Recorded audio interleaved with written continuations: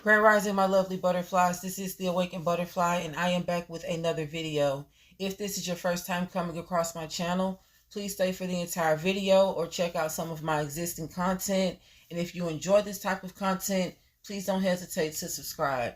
Welcome and welcome back, guys. I missed you so much. I hope you all had a blessed and amazing weekend. I pray that everyone is continuing to take care of themselves mentally, physically, and spiritually. I really appreciate all of the love and support that everyone shows me on this channel. It really means a lot to me. I love you guys. And without further ado, we're going to go ahead and get to this video. But before I get into this video, let me give a quick shout out to my credible sources: theconversation.com, dh.com, wire.com, msnbc.com, and TikTok. Butterflies, as you can tell by the title of this video, I will be discussing some of the various aspects of whistleblowing and how speaking out on the malicious activities that takes place behind the doors of private or public companies and organizations has caused many to be targeted and harassed in their communities.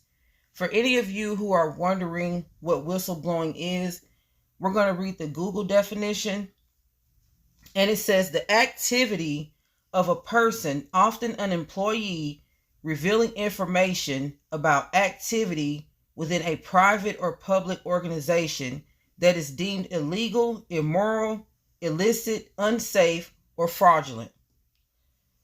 There are so many situations where individuals are being monitored, blackballed, and blacklisted and have no idea why.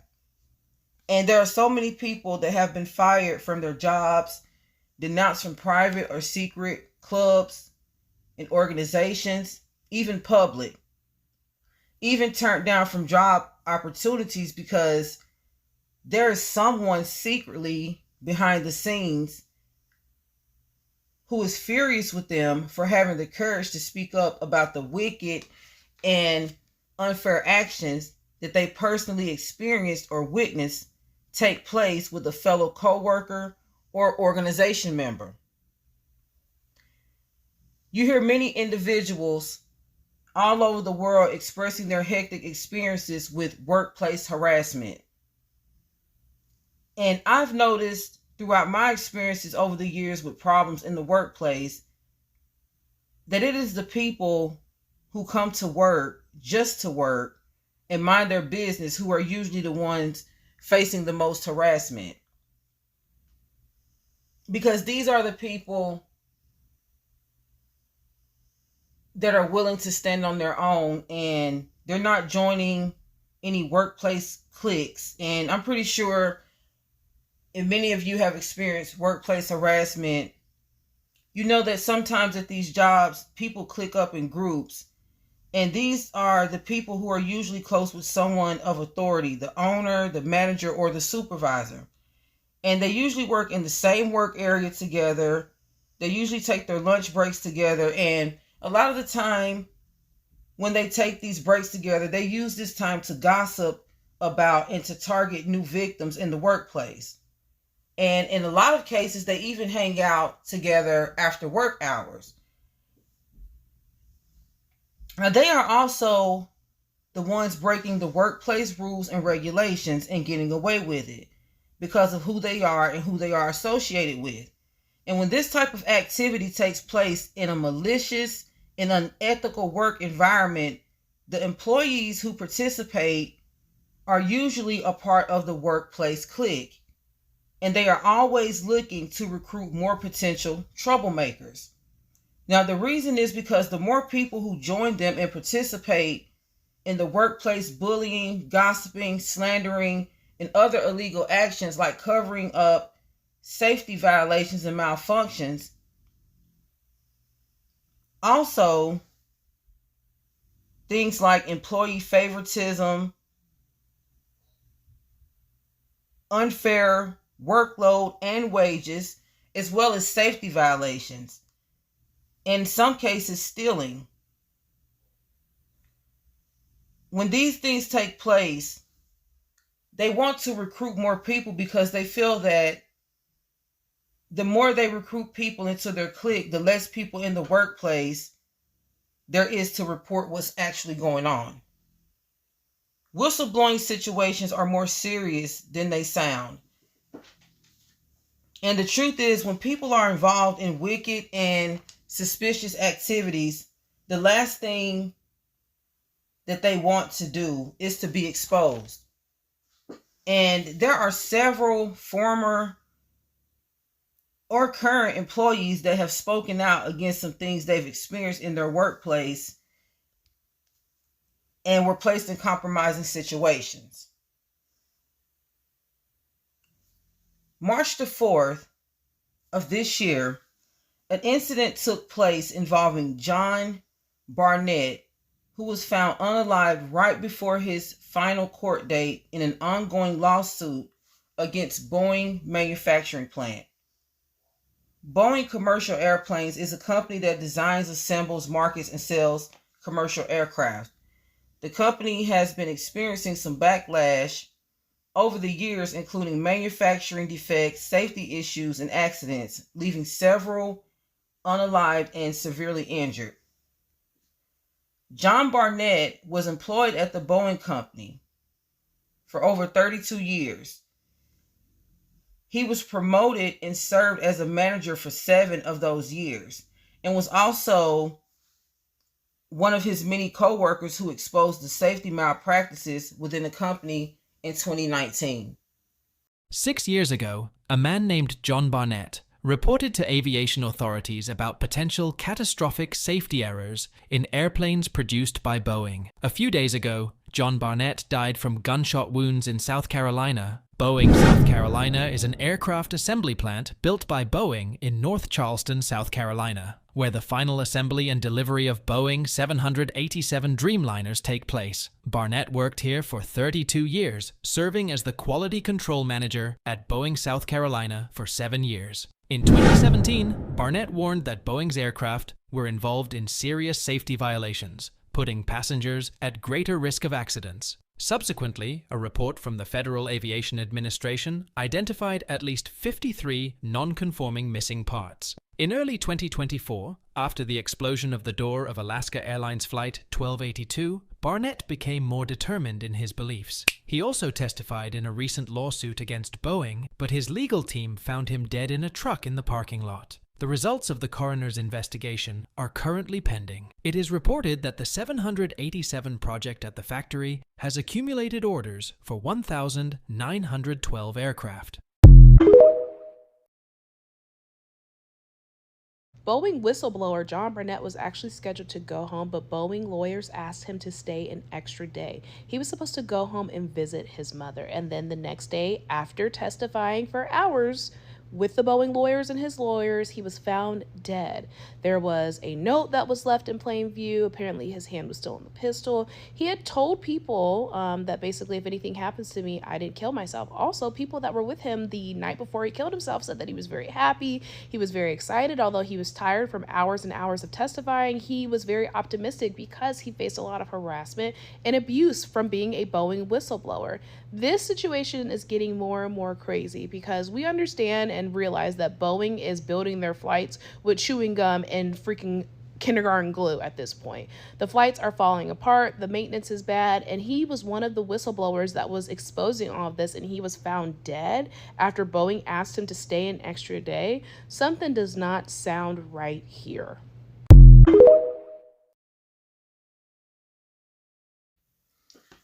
Some may call this a coincidence, but I'm sure that many of you would agree that there is a dark conspiracy attached to this situation, especially since John Barnett did expose the reason for the numerous malfunctions and accidents in relation to the company's 787 Dreamliner airplane, stating that the company took shortcuts during assembly from being so adamant about meeting production goals.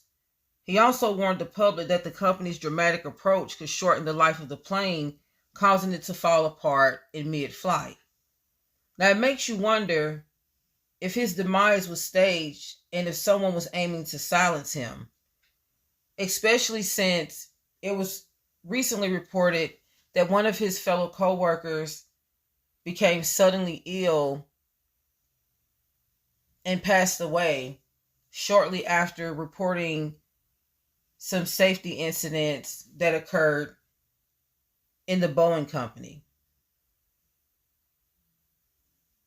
Boeing whistleblower Joshua Dean has died suddenly after accusing his former employer of ignoring safety issues. His death comes 2 months after former Boeing quality control manager John Barnett took his own life. Before his death, 45-year-old Dean was fired from his job as quality auditor for Spirit Aerosystems, who made the door plug which blew out midair on an Alaska Airlines flight in January. Dean spoke with NPR after being fired, saying, "I think they were sending out a message to anybody else. If you are too loud, we will silence you."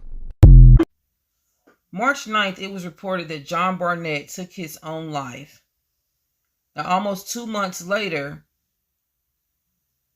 a co-worker by the name of Joshua Dean met his demise from a sudden illness from a bacterial infection. These two people have two things in common.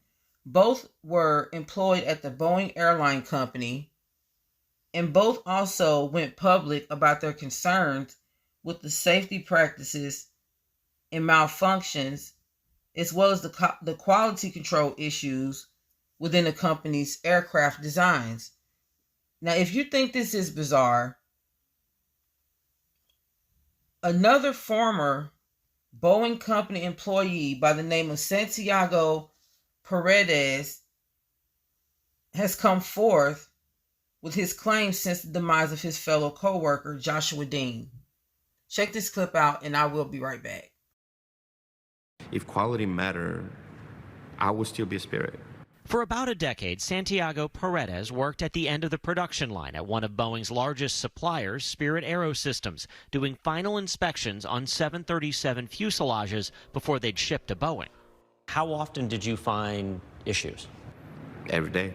I'm finding over 100 defects in every day. Findings he says his managers pressured him to keep to a minimum, even, he says, referring to him by the nickname Showstopper, because repairs he identified delayed deliveries, which he says cost Spirit money. They always said that they didn't have time to fix the mistakes. Didn't have time because they needed to get the planes out? The complaints out, yep.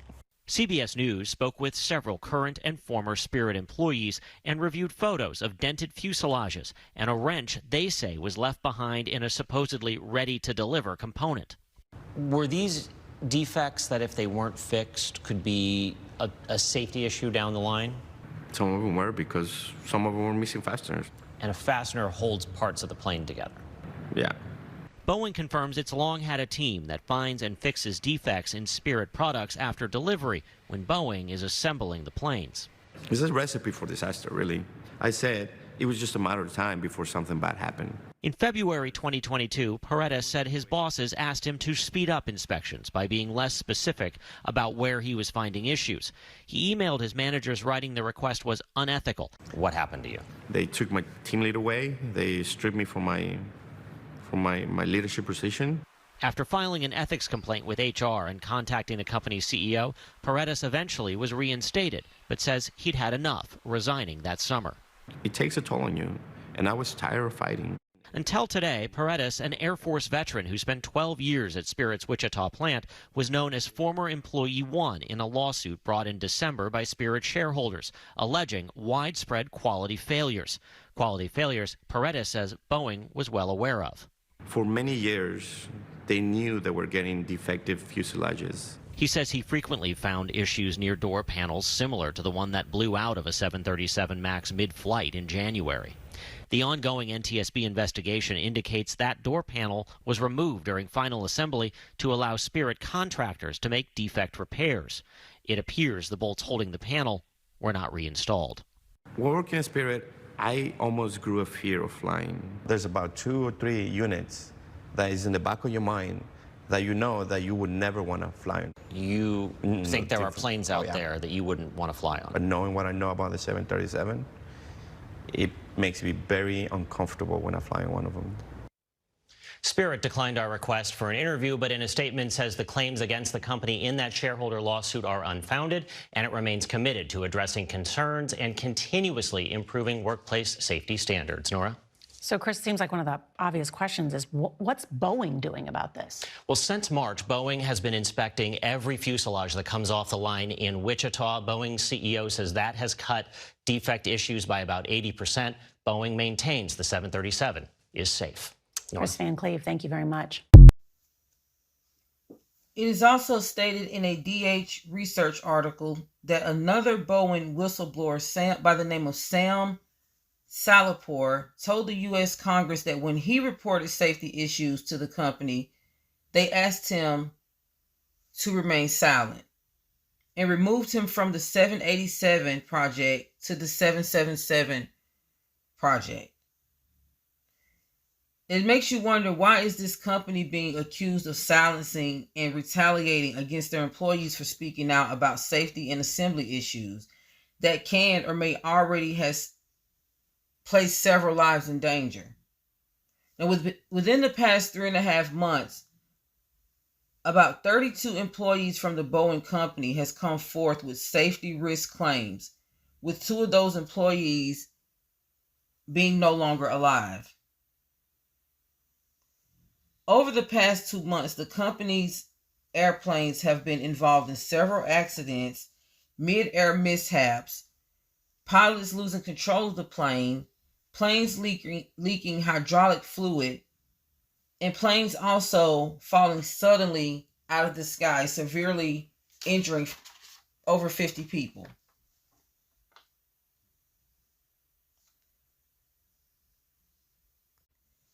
The Boeing company is the world's largest commercial aircraft in terms of popularity and revenue. The U.S. government is the company's single largest customer, funding over 31% of the company's revenue, equaling up to over $28.6 billion. However, according to an online research article, it is said that Boeing Airline Company is intentionally malfunctioning their planes to cause accidents as part of their role in the U.S. global conspiracy. The company is being accused of putting DEI policies and agenda promotion over safety. The DEI policy means diversity, equality, and inclusion. This means that promoting a diverse work environment, not only in race and ethnicity, but also age, religion, and other orientation factors. Now, this is fine when it pertains to equality and diversion and also respect. However, this is not okay when it comes to pushing worldly agendas. A person could be hired because they fit a specific agenda as to being a qualified candidate. And this is not safe because the requirements are not being based on the person's education and experience, but more of their orientation, their gender, or their ethnicity. Now, let's be honest, airlines and other large organizations are connected to the U.S. government and their global schemes. Anything that's connected to the government, anything that the government has going on, these organizations are taking place in them in some kind of way. Which means that everything they do, every agenda that they push is for a reason. Also, the company is said to be a part of the global conspiracy, and many are saying that these accidents are intentional as a means of shutting down Western civilization and to push communism in other countries like China. Butterflies, you never know the true reason behind a person's actions until they are revealed through their actions. And whenever public or private companies and organizations begin to harass their employees or members who speak out, it is because there's a dark secret they are hiding that, if revealed, could ruin their entire operation. Now, when it comes to your workplace, the activities and mishaps could be intentional for reasons you wouldn't understand. But management and other staff members, they know what's going on. Companies are connected with secret organizations that push evil, underhanded agendas. And this is why anyone who is considered a whistleblower is either harassed or placed in compromising situations. If you or anyone that you know are currently or has witnessed some things at your workplace that you know is illegal, unethical, and unsafe, anything related also to workplace harassment and bullying that is taking place with management and coworkers, the first thing to do is to pray and seek employment elsewhere. Because the last thing that you want to do is keep being subjected to harassment. The last thing you want to do is come to a place every day where you're being exposed to toxicity. It's taking your peace. It's draining. And this is not what the Most High wants you to go through. Also, if you are planning on filing a complaint, file an anonymous complaint regarding the situation. This way, someone can come in and investigate your workplace without you becoming a target. And to let you know, God is most certainly protecting us. However, there are certain procedures that must be taken, on earth on our behalf to ensure that protection. The Most High is going to protect us, but He does want us to take, our own precautions down here on earth and move in accordingly. When when He reveals the truth to us, He wants us to then move and act in a certain way. And in all means of protecting ourselves and our families and loved ones.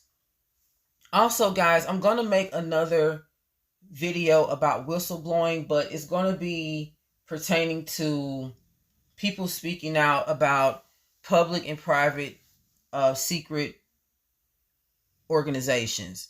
So I'm going to be making another video to this, but in this video, I wanted to speak particularly on whistleblowing in the workplace, because I noticed that a lot of you all really liked my workplace harassment video where I gave you guys a story time about something that I experienced at one of my jobs. And that's what inspired me to make this video today about whistleblowing in the workplace. And just to let you guys know that if any of you are experiencing this, these are some steps that you can take. And I hope this video really helps someone. I pray that you all continue to take care of yourselves mentally, physically, and spiritually. Don't give up on your spiritual journey with the Most High. I know that it gets hard when you cross over and begin to walk with God, but things will get better. Things will get easier. I have a lot of more content to present to you all. I really love you all and appreciate your support. And until the next video, peace and blessings. Mwah.